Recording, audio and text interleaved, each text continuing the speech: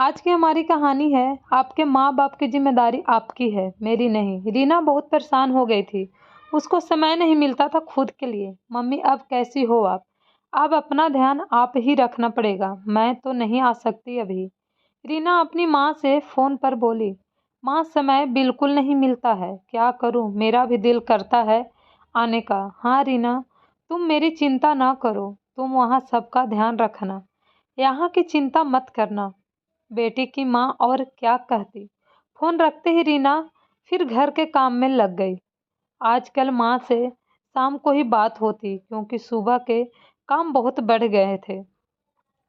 सास के अचानक घुटनों का ऑपरेशन करवाया था, इसलिए रीना रीना पर घर की सारी जिम्मेदारी आ गई थी। अभी शादी को 3 से 4 वर्ष ही हुए थे, लेकिन रीना ने सब संभाल लिया था।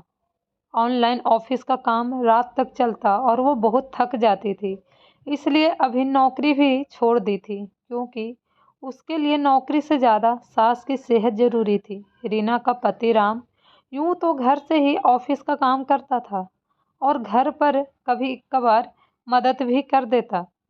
राम की थोड़ी सी मदद भी रीना को बहुत अच्छी लगती। रीना की माँ भी धन्य समझती थी कि बेटी सुखी। संसार में राम को घर से बाहर दोस्तों के साथ घूमने का एक मौका मिला। सभी ने 4 दिन मनाली जाने का प्रोग्राम बनाया। रीना ने राम की तैयारी कर दी जाने की। वो बोले, मैं भी बहुत बोर हो गई हूँ घर पर, मुझे भी बाहर जाने का मन है। राम अपना सामान चेक करते हुए बोला, हाँ, माँ की तबीयत सही हो जाए फिर 1-2 दिन बाहर चलेंगे। और राम चला गया। शाम को सास की बहन का फोन आया, हाँ हाँ दीदी, मैं ठीक हूँ। रीना भी है ना? अब तो घर पर नौकर आने लगे हैं, कुछ ज़्यादा काम नहीं होता, बस दोनों समय का खाना ही बनाना होता है। राम आज ही मनाली गया है, बहुत बोर हो गया था बेचारा। रीना को तो दोपहर को 2 घंटे आराम भी मिल जाता है, लेकिन राम को नहीं मिलता ना, बस इसीलिए। बाकी तो कुछ काम ही नहीं होता घर पर, नौकर तो कर ही जाते हैं। रीना के कानों तक बात पहुंच चुकी थी। उसे मन ही मन बहुत बुरा लग रहा था कि मैंने सास और घर के काम के लिए नौकरी छोड़ दी। उनको परेशानी ना हो इसलिए 2 दिन के लिए भी मैं मायके नहीं जा रही। राम को तो शनिवार और रविवार मिलता है, तब तो वो दोस्तों के साथ बाहर जाते, सुबह देर उठते, ना मनपसंद खाना बनवाते। मुझे तो खुद के लिए भी टाइम नहीं मिलता। यह सोचते सोचते उसकी आंखें भर आई और पीहर की याद आने लगी। राम के वापस आते ही रेखा ने कहा, राम, शनिवार और रविवार को तुम्हारी छुट्टी होती है, 2 दिन की छुट्टी और ले लो, मैं 4-5 दिन मायके जाकर आ जाती हूँ। अरे, ऐसे कैसे जाओगी? मम्मी की देखभाल कौन करेगा? राम, वो मेरी सास हैं और तुम्हारी माँ, और घर पर काम ही क्या होता है, खाना ही ना। 2-4 दिन टिफिन लगवा लेना।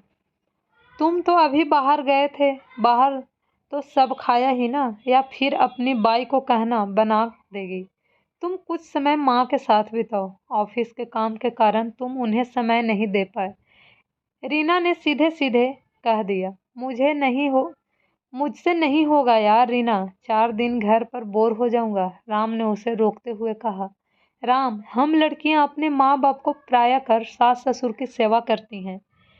तुम मेरे छोड़ो, अपनी मम्मी पापा के साथ रहने में परेशान हो रहे हो। रीना ने व्यंग्यात्मक अंदाज में पूछा तो आगे बोली, अब रोज मुझे दोपहर को आराम मिलता है, तुमको नहीं मिलता ना, इसलिए छुट्टी लो और आराम करो।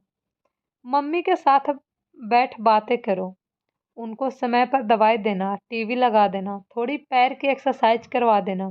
बाकी काम ही क्या होता है, सारे काम तो नौकर कर जाते हैं। राम, मेरी मम्मी और पापा भी अकेले हैं। मम्मी की भी तबीयत नरम गरम है, फिर भी वो कहती हैं तुम वहाँ ध्यान रखो। एक बात बताओ, जब एक लड़की शादी करती है तो ससुराल के सहारे रिश्ते अब अपने बना लेती हैं, तो लड़के क्यों नहीं? लड़के के माता पिता की देखभाल करना बहू का फर्ज है, ऐसा बताया जाता है। तो शादी के पहले वो फर्ज कौन निभा रहा था? राम, मुझे शिकायत तुमसे नहीं, बरसों से चली आ रही इस सोच से है कि बहू के आते ही उससे इतनी उम्मीद कर ली जाती है कि वो थक जाती है। फिर भी एक कहा जाता है बहू नसीब वाली है, ऐसा ससुराल मिला। मैंने नौकरी क्यों छोड़ दी? तुम जानते हो मैं मायके नहीं जाती, तुम जानते हो। लेकिन ये घर तो तुम्हारा है, माँ बाप तुम्हारे हैं। फिर सब कुछ मेरी जिम्मेदारी कैसे? दो समय का खाना क्या बेटा नहीं बना सकता? 4 दिन अपने माता पिता के साथ नहीं रह सकता? बल्कि मनाली जाने की जरूरत तो मुझे थी। खैर, इतना सब इसलिए बोल रही हूँ कि अब तो सोचना होगा कि शादी के बाद लड़के के माता पिता का ध्यान रखना बहू की जिम्मेदारी है, तो लड़की के माता पिता की जिम्मेदारी किसकी? और यदि सब खुद के काम करने में समर्थ हैं, तो बहू को जिम्मेदारी के बोझ तले क्यों दबाया जाए? ऐसा कहते ही वे फूट फूट कर रोने लगी। पिछले कई महीनों का दर्द आज आंसू बनकर, क्रोध बनकर बाहर निकला। आज से पहले राम ने कभी भी रीना को इस हाल में नहीं देखा। उसको एहसास हुआ जरूर माँ ने कुछ कहा है। राम ने रीना को गले लगाया और बोला, हाँ, गलती तो हुई है, बहुत ग्रांटेड लिया है मैंने, लेकिन अब तुम देखना बदलाव तो होगा। तुम सामान तैयार करो, कुछ दिन मम्मी के घर जाओ, मैं यहाँ मैनेज करूँगा। हम लड़के कभी तुम लड़कियों की जगह रहकर सोचते ही नहीं। राम, अच्छा लगा कि तुमने मुझे समझा। काश ये बात सब समझ जाए। रीना की आंखों में अभी भी आंसू थे, लेकिन उसमें तसल्ली भी थी, और वो तैयार होकर कुछ दिन के लिए माँ के पास रहने चली गई। जब तक रीना नहीं आई, राम ने माँ बाप की हर ज़रूरत का ख्याल रखा, और रीना के आने के बाद भी राम अब सारी जिम्मेदारी रीना पर ही नहीं छोड़ता, बल्कि हर काम में रीना का हाथ बटाता। शादी के बाद बहू ससुराल वालों की सेवा करे, ये उसका फर्ज है, तो जरा लड़के को भी कुछ फर्ज समझाए जाने चाहिए, और ससुराल में बहू को भी वो मकाम दे जिसकी वो हकदार होती है। बस बहू का फर्ज नहीं होता है, बल्कि बहू के भी आराम का ख्याल रखना ससुराल वालों का फर्ज होता है। अगर आपको ये कहानी पसंद आए तो मेरे चैनल को लाइक एंड सब्सक्राइब ज़रूर कीजिएगा। Thank you so much.